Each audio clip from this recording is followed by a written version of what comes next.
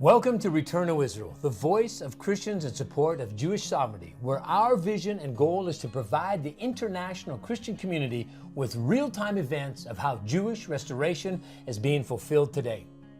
One of Israel's most respected voices is Baruch Gordon, founder of Israel National News, Israel's third largest English news site. We visited Baruch in his home in Beit El, the ancient Jewish city named after Jacob's dream of the stairs to heaven. Now, the town of Beit El is also adjacent to the Arab city of Ramallah. Join us now for part one of this four-part interview. Baruch, I know you were one of those early first residents of Beit El many years ago. So can you tell us, with your living there, what's happening in Beit El and the Jewish villages of Judea and Samaria? Are they growing? Are you safe? And how are the Jews and Arabs getting along? I came to Beit El in 1983 and have been here since. We were about 40, 50 families back then. Today we're about 1,300 families. So I really watched this baby project of Beit El grow back to a modern town. So before peace broke out in 1995, we had very cordial and warm relations with the Arabs of Ramallah.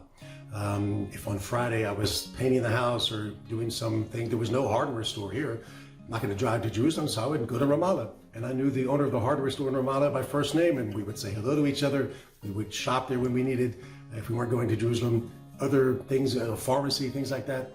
So there was just de facto peace on the ground between the people of Beit El and the people of Ramallah.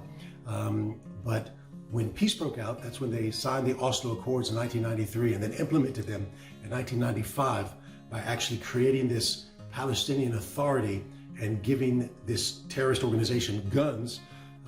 So then it became impossible to go in there. And today there's even a huge red sign at that entrance that you were just talking about, that turnoff. It says, for Israeli, it says in English, in Hebrew and Arabic, Israeli citizens, it's against the law, forbidden for you to go beyond this point, and it's dangerous to your lives. Can you imagine that? So today it's a different situation. And I think that there's a certain, today in Israel, my wife works at Hadassah Hospital, so she has Arab nurses and she's very friendly with them.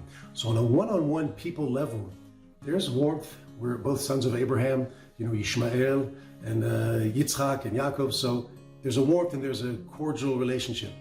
But since the Palestinian Authority has come along and they finance terrorism, acts of aggression against our innocence, so there's that element too. So in terms of driving, there are periods. There's been periods where we've been assaulted on the roads by stone throwing, Molotov cocktails being thrown, even shooting. I've been shot at 5 times in my experience throughout Judea and Samaria. But on the other hand, there's like inside our towns in Judea and Samaria, it's very peaceful, very wonderful, very beautiful community. So when people come to visit, I try and just show them that the Jewish communities, our growth, our some of the wonderful institutions that are here, and they quickly understand that we're entrenched here pretty strong, and explain that the history of the region, that the land belongs to us historically as well as biblically. It's not just a biblical issue. If you look at the history and the development of the land, there was no, if you go to the United Nations, for example, the first time the word Palestine, Palestinians, was mentioned referring to an Arab group was 1970. Up until then, the word Palestinian applied to Jews that were here and Arabs that were here. So my father-in-law says he was a Palestinian. My father-in-law was a Jewish man who came to Israel from Egypt. He said we were just considered Palestinians, the Palestinian Jews and the Palestinian Arabs, because Palestine was not a people. It was a tract of land. It was a mandate. There was no people associated with it.